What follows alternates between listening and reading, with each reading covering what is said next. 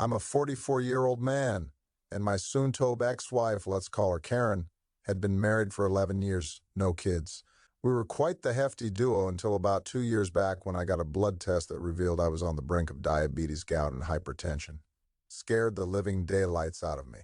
So, we both decided to shape our lives, eat better, exercise more. I dropped from 117 to 85 kilograms, and Karen, yeah, just call her Karen, went from 83 to 65 kilograms. We were feeling fantastic, and lo and behold, I managed to dodge those pesky diseases. We hit the gym nearly every day, usually in the afternoons, where we met this guy, let's nickname him Brad. Brad was one of the coaches there. Now, when Karen started shedding the pounds, I couldn't help but notice how most guys started giving her the once-over. Made me swell with pride, you know. She's got curves in all the right places, especially in the chest department and those legs. Leg envy, I tell you. Brad, well, he was no different. I caught him eyeing up women's backsides more than once, and he sure liked flaunting his muscles. One day, we're on the ellipticals, and in front of us is this cable machine. Brad decides it's time to show off, removes his shirt, and starts doing crossovers. I shoot Karen a look like, can you believe this guy? But instead of sharing my disbelief, she's practically drooling over there. I glance at Brad, and sure, he's grinning like he just won the lottery. I felt the pang of something, I don't know, maybe jealousy. But I mean, I was working on myself too, though I'm not as ripped as Brad. On the drive home, I mentioned Brad's little show, and Karen's all, really? I didn't even notice. She denies it, but I saw where her eyes were glued. Brushed it off, but from then on, I couldn't shake the feeling they were getting a little too friendly at the gym. A few weeks later, Karen's doing squats on the Smith machine, and who swoops in to help her? You guessed it, Brad. He's got his hands all over her waist, and I'm seething. She finishes her set, and I practically storm over there, telling Brad, not so nicely, that I've got it covered. He just flashes that smug smile of his and says, no prob, buddy. The nerve. Seeing I'm not pleased, Karen jumps in with a my God op. We argue about it at home, and she quickly labels me immature and jealous. I tell her straight up I see what's going on, but she insists she'd never cheat. It's baffling to witness her allowing him such liberties, especially after her feeble excuse of not wanting to appear impolite. We both agreed to switch gyms following that explosive confrontation, yet the tension between us only intensified. Fast forward a bit, and a prime job opportunity lands squarely in my lap. The catch? It's an afternoon commitment. After deliberation, I accept the position, effectively altering our gym schedules to accommodate our newfound professional obligations. Little did I anticipate the ripple effect it would have on our relationship. Karen's simmering resentment soon reached a boiling point, and before I knew it, we were barely on speaking terms. In a desperate bid to bridge the growing chasm between us, I made concerted efforts to maintain communication, sharing snippets of my day, expressing my longing for her company, and even injecting some levity with memes. However, her responses remained tepid at best, devoid of the warmth and engagement I yearned for. Hoping to salvage the fragments of our crumbling marriage, I broached the subject of couples therapy. To my dismay, Karen's reaction was anything but encouraging. She deflected, insinuating that it was my supposed trust issues that warranted therapeutic intervention. Desperate to appease her and salvage our rapidly deteriorating bond, I acquiesced, grappling with self-doubt and self-blame in the process. Despite my earnest efforts to address the underlying issues plaguing our relationship, Karen's demeanor remained unchanged. The once vibrant intimacy that defined our connection dwindled into non-existence, and her disinterest in any form of physical affection was palpable. Fueled by a gnawing sense of unease, I succumbed to the temptation of snooping, scouring her phone and even her car for any semblance of incriminating evidence. Yet my efforts yielded naught but disappointment and frustration. Each attempt to broach the subject was met with dismissiveness, as Karen nonchalantly brushed aside my concerns, attributing her behavior to a transient phase she attributed to her age. "It'll pass," she assured me, leaving me stranded in a state of perpetual uncertainty and anxiety. Lacking tangible evidence of infidelity, I found myself ensnared in a cycle of work and worry, yearning for resolution but finding none in sight. So, I was pulling up to our condo and greeted by Mr. Perky, the security guard. We shoot the breeze a lot, and today, he's nursing some shoulder pain from moving a sofa. Poor guy. Then, out of nowhere, he drops a bomb on me.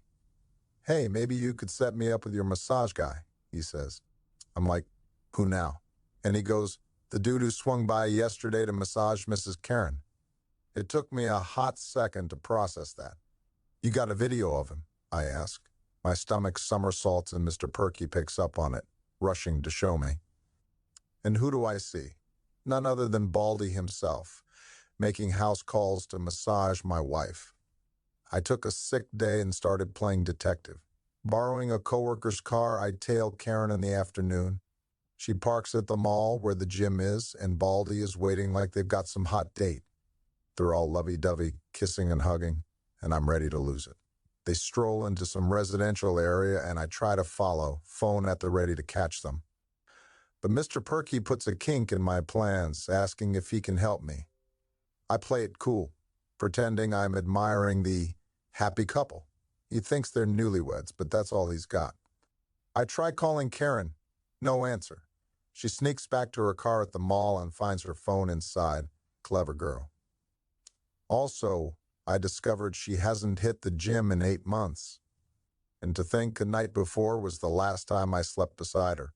Back home, I spill my guts to my folks, and thank goodness Dad picks them up.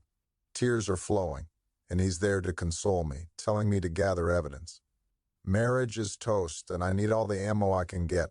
Dad's on it, reaching out to his buddy, a top-notch divorce lawyer. Karen finally calls back, sees my missed calls, and I give her some flimsy excuse about coming down with the flu. Warn her to stay clear. It might be contagious. Decide to crash in the spare room. I didn't sleep well, and around midnight, I hear her giggling. I bet she's texting Baldy, but there's no hard evidence of her chatting up another guy. Then it hits me. What if Baldy's disguised himself as one of her gal pals from work? Man, how'd I miss that? In the morning, while Karen was in the shower, I grabbed her phone and set up a session on my laptop. Sneaky, I know, but desperate times call for desperate measures. I slipped her phone back into place. We both know each other's unlocked codes, and bingo, I'm in. There it was, under some random female name with a dumbbell for a profile pic. Classic. I scrolled through, but most conversations were wiped clean, replaced with work-related jargon, like they were speaking in secret code. "Can you deliver the papers to my desk?" "Yeah, right," like she has a desk at her job. "Heading to the meeting, where are you?" And the kicker, "Boss is in the office." He's clueless. Real cute. I'm guessing I'm the boss in this scenario since I know her boss is a lady. Karen emerges from the shower, catching me in the act of scrutinizing her phone like a detective hunting for a smoking gun. "You look like you've seen a ghost. Why don't you spend the night at your parents' place?" she suggests casually. I deflect her suggestion with a nonchalant shrug, masking my inner turmoil while covertly plotting my next move. As soon as Karen leaves the room, I waste no time in springing into action.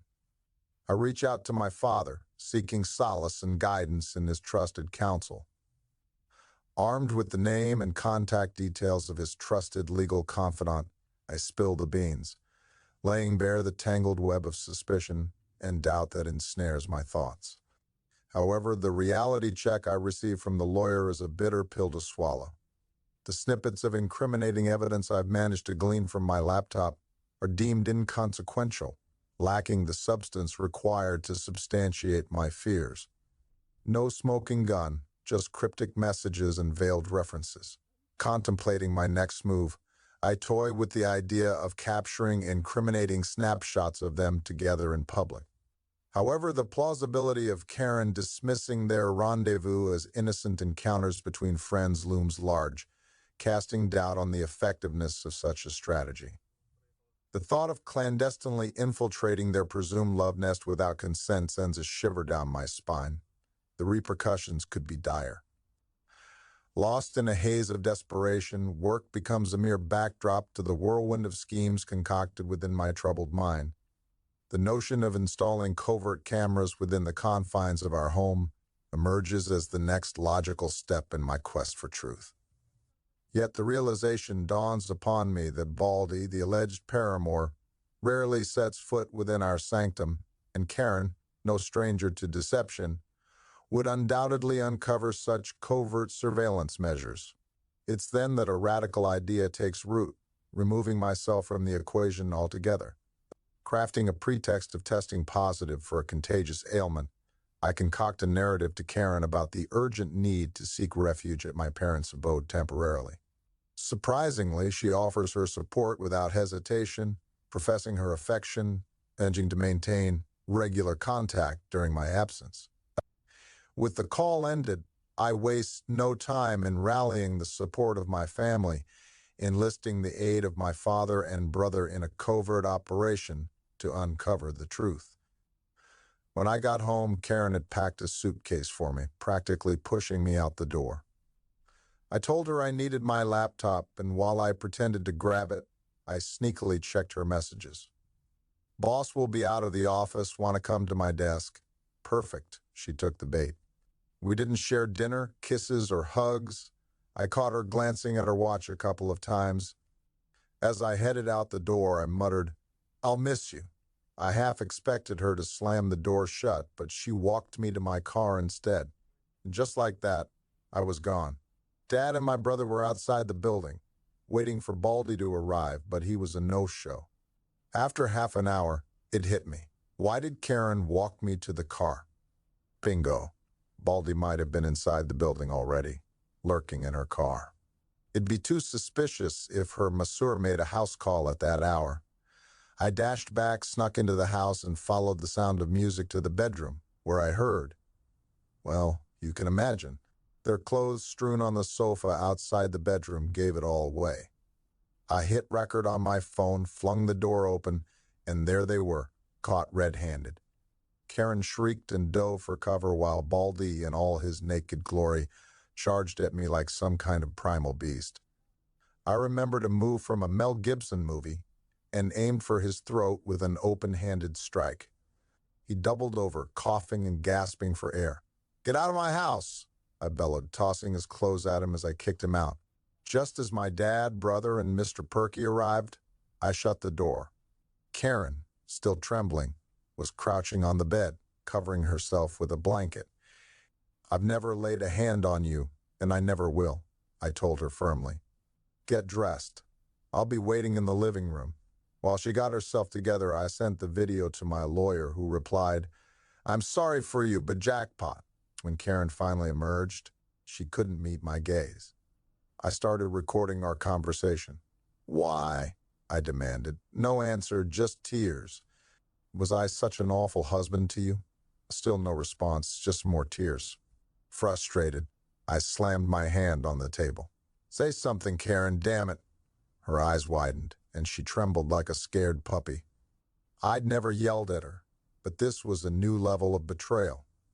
Finally, I calmed down and spoke calmly. "My lawyer will contact you for the divorce. Get yourself a lawyer," I instructed. She pleaded, "We can fix this," but I wasn't having it. "Fix what?" "Our marriage ended when Baldy entered the picture and you chose him over me," I retorted. She insisted it was a mistake, but I knew better. "No, it wasn't a mistake. It was a choice. And now you must face the consequences," I told her sternly. A heavy silence hung in the air, suffocating any semblance of normalcy between us. Finally, unable to bear the weight of uncertainty any longer, I issued an ultimatum.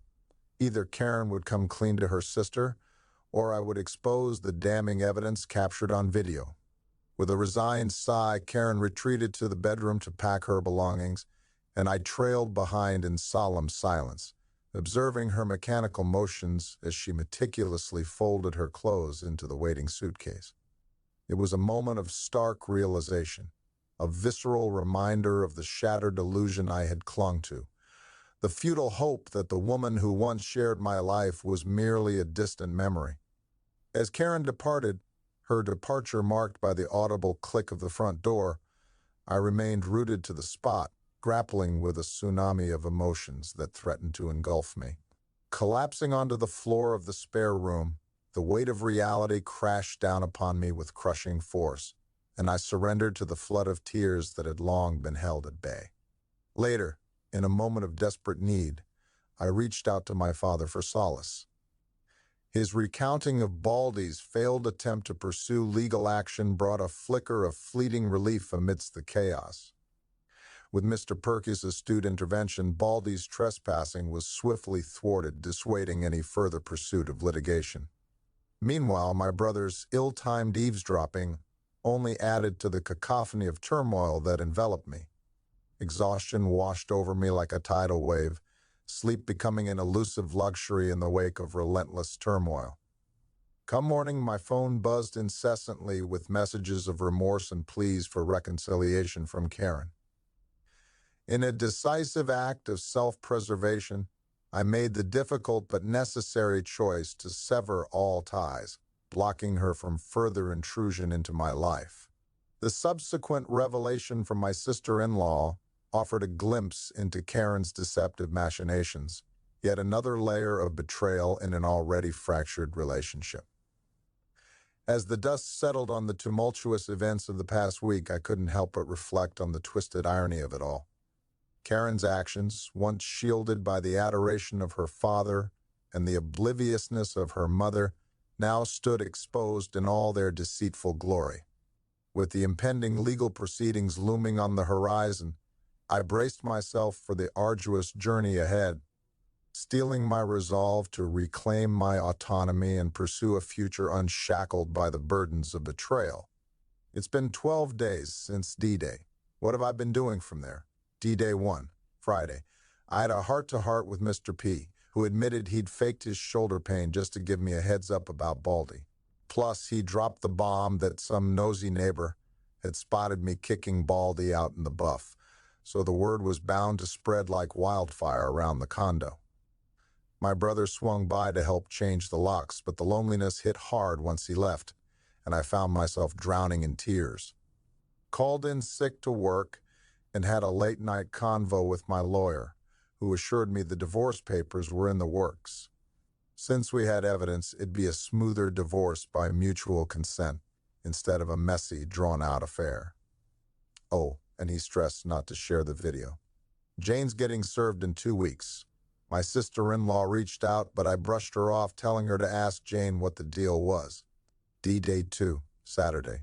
My sister-in-law swung by, and I showed her the incriminating footage. I drove her home, and on the way back, caught sight of Jane's car. Arriving home, everything crashed, and I couldn't hold back the tears. D-Day 3, Sunday. I paid a visit to my folks. Mom cried alongside me as she'd adored Jane, while Dad and I had a heart-to-heart about finances. Back home, Mr. P dropped the bombshell that Jane and Baldy had shown up separately. Jane came in the morning, saw my absence, tried her key, which no longer worked, and left after Mr. P handed her my lawyer's card.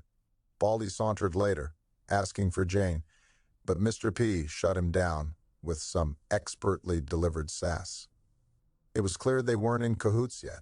D-Day 4, Monday. Despite my reluctance, I heeded the advice of you champs and hit the gym hard. Found a new spot near my job, had a killer session, and felt surprisingly decent. Back at work, I managed to hold it together, and once home, I began the painful task of removing every trace of Jane from our home. D-Day 5, Tuesday. Had a sit-down with the lawyer to review assets. Thanks to Dad's foresight, Jane had signed a prenup, so my premarital assets were safe, mainly my house. Anything left gets divvied up, but I can snag some compensation for her infidelity. Considering alimony is part of the deal, I could fight for more, but I just want a clean break. I heard whispers from the neighbors as I headed out, but I saw them right through their fake pleasantries.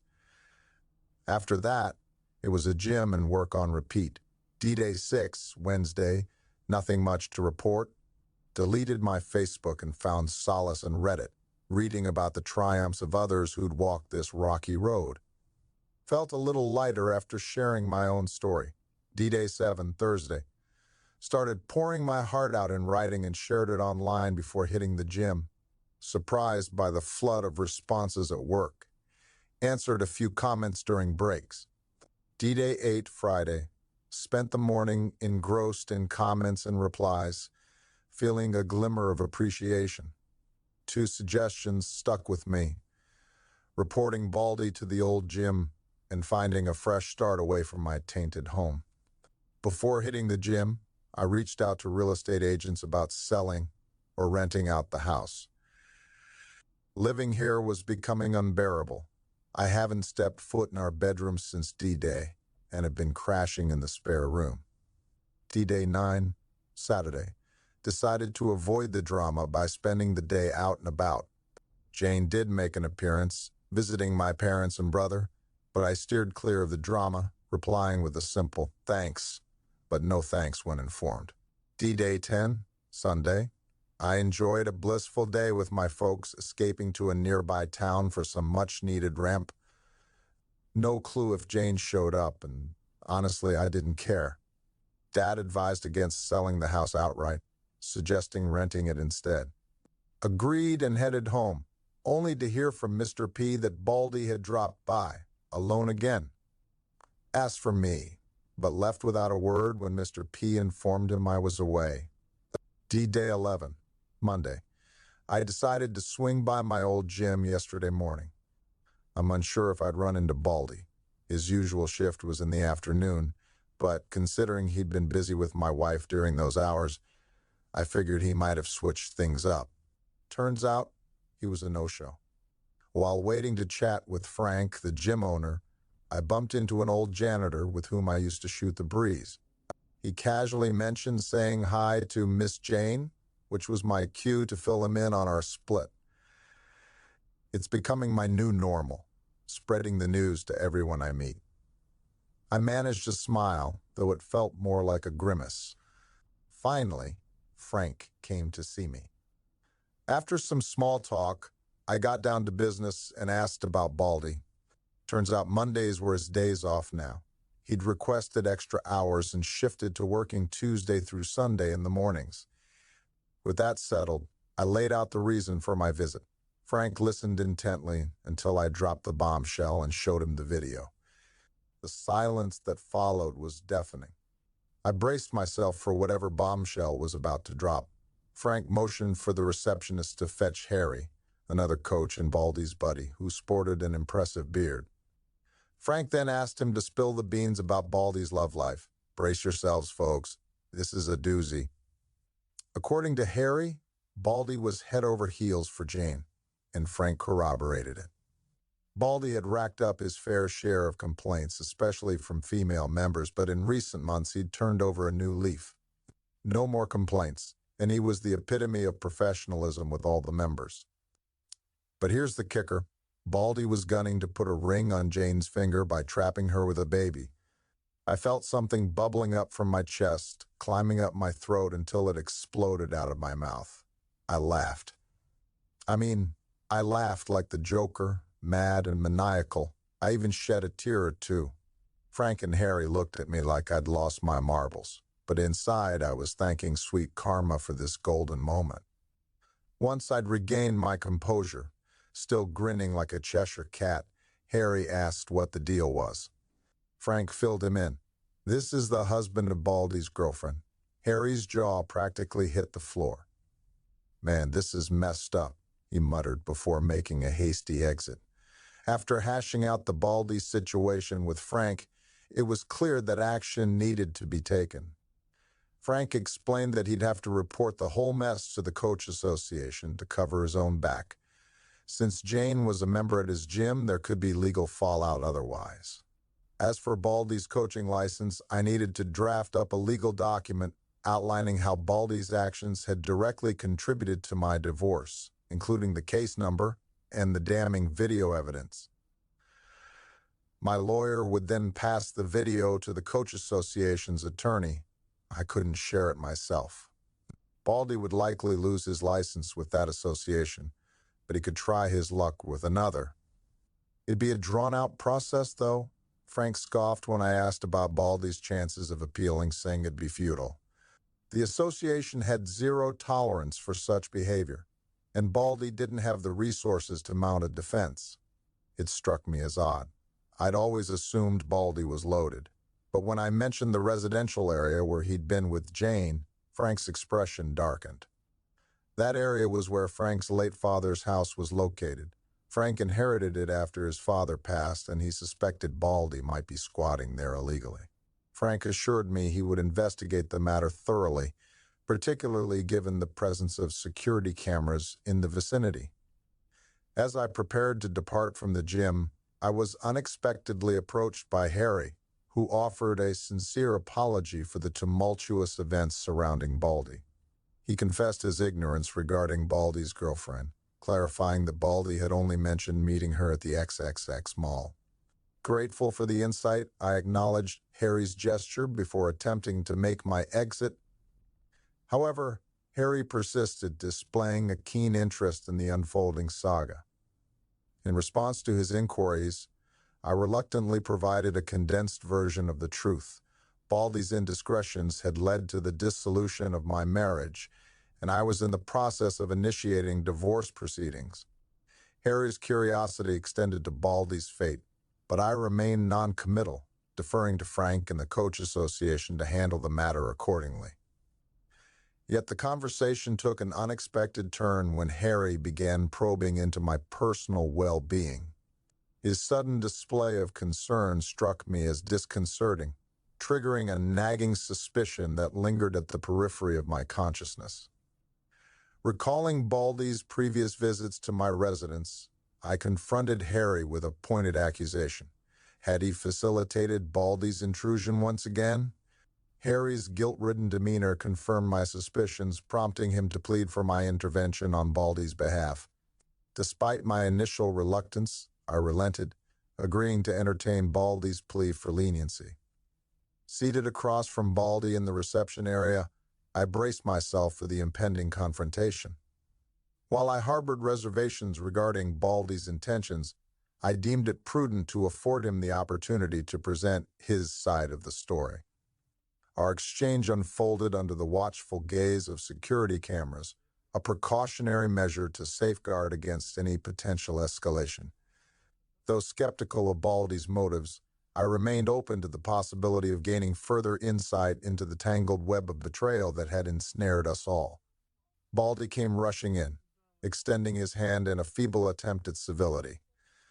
I left it hanging, my arms crossed, glaring daggers at him. "What the hell do you want?" I snapped, locking eyes with him as he took a seat. "Listen, buddy," he began, but I cut him off sharply. "Stop right there. We're not buddies. Mr. S is my buddy." "You are not," I retorted. He seemed apologetic, offering a half-hearted sorry. "Okay, my bad. I want to say I'm sorry for everything. I never wanted to hurt you, and I care about Jane," he mumbled. I scoffed at his words. "Well, you just lied 3 times to my face. You're not sorry. You did mean to destroy my life, and you only care about yourself." I shot back, my tone icy. His demeanor shifted from apologetic to annoyed. "Okay, whatever, man. Just tell me where Jane is," he demanded. I didn't hold back. "Last time I saw her was when I kicked her cheating ass out of my house after I kicked you out naked," I replied bluntly. I knew Harry was listening, and Baldy's face turned red angrily. That was a cheap shot. "I should sue you," he threatened. I didn't flinch.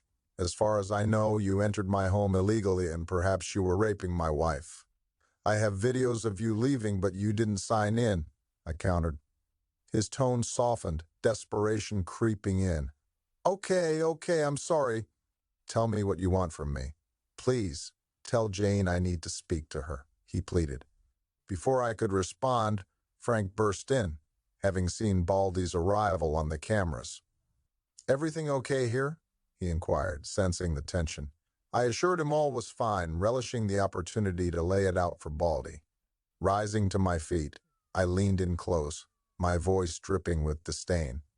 What I want is what's coming for you, what you deserve, what the law has prepared for you. I want to crush your dreams just like you did with mine. Do you want kids? Guess what? You won't, and you never will, I declared, watching Baldy's face contorted in confusion. But before he could respond, Frank intervened, summoning him to his office. Harry, looking impressed, pulled Baldy away, muttering, Dude, you're in deep shit. With that, I finally made my exit. D-Day 12, Tuesday. It's an odd sensation, this newfound readiness to confront Jane. As I type these words, a grin tugs at the corners of my lips, a sign of the resolve building within me. How have you been? I wonder, addressing her in my mind. It's a question laced with a myriad of emotions, a reflection of the journey I've embarked upon since seeking guidance from Dr. Smith. Do you remember when I first sought therapy with Dr. Smith, prompted by Cindy's suggestion that I harbored trust issues? In hindsight, I realize now that skepticism hardly defines me. If anything, I'm the epitome of naivety. Yet, Dr. Smith astutely identified another layer to my struggles, deep-seated insecurities, predominantly rooted in my lifelong battle with weight and self-image. I've always been the chubby, nerdy guy, the perennial friend, never the boyfriend. My earliest foray into romance at 18 ended in heartbreak when she left me for someone she deemed hotter. Then came the toxic relationship in my 22nd, where blame and guilt became my constant companions, courtesy of a partner who excelled at manipulation. Following that tumultuous period, I threw myself into the refuge of work, driven by a fervent desire to alleviate my family's financial burdens. Serious relationships remained elusive until I crossed paths with Jane during college. Together with Dr. Smith, we charted out my priorities, crystallizing my focus before my final session. Number 1, self-care in all its forms. Number 2, Jane. Number 3, nurturing relationships with family and friends. Number 4, career aspirations. And number 5, indulging in leisure pursuits and activities that bring joy. In my last session with Dr. Smith, the spotlight turned to Jane, and I found myself laying bare the complexities of our relationship. The realization dawned upon me that it was time to bid her farewell. Dr. Smith likened the impending breakup to a grieving process, delineating the stages of denial, anger, bargaining, depression, and ultimately, acceptance. I'll admit, I had to resort to a quick Google search to refresh my memory on those stages. Currently, I find myself mired in the bargaining phase, grappling with the relentless what-ifs that plague my mind. What if she's genuinely remorseful? What if we possess the resilience to weather the storm of infidelity? Yet, deep down, I harbor no illusions. Trust, once shattered, is a fragile commodity that cannot be easily restored. The mere thought of Jane's presence at home, her actions shrouded in uncertainty while I toil away at work, gnaws at me incessantly. It's a relentless torment that threatens to engulf me in the abyss of depression, a danger zone I'm all too familiar with. Yet, I refuse to succumb to the allure of old habits. Instead, I'm channeling my energy into prioritizing my physical and mental well-being, committing myself to regular workouts and mindful eating habits. If sharing my experiences can offer solace to even one person navigating through their own rough patch, then perhaps this journey of introspection and growth has served a purpose greater than my own redemption. So, after hooking up with Jane and setting a date for our big night, I was all kinds of messed up in the head. Had to reread my rant to remember what she put me through, but it felt like someone else wrote it. I was starting to think her cheating wasn't that big a deal. like she was sorry or something. Then I watched that stupid video of her with that bird brain again. Should have been furious, but I just felt empty. Turns out, I wasn't alone in this mess. Reached out to some of you guys for advice through DMs and learned about the reconciliation fog. It's this haze that makes us dance around, forgiving cheaters and making excuses for their garbage behavior. And boy, was I deep in it, thanks to my depression and low self-esteem. Luckily, I had a couple of weeks before my date with Jane. First, I had to sit down with my lawyer.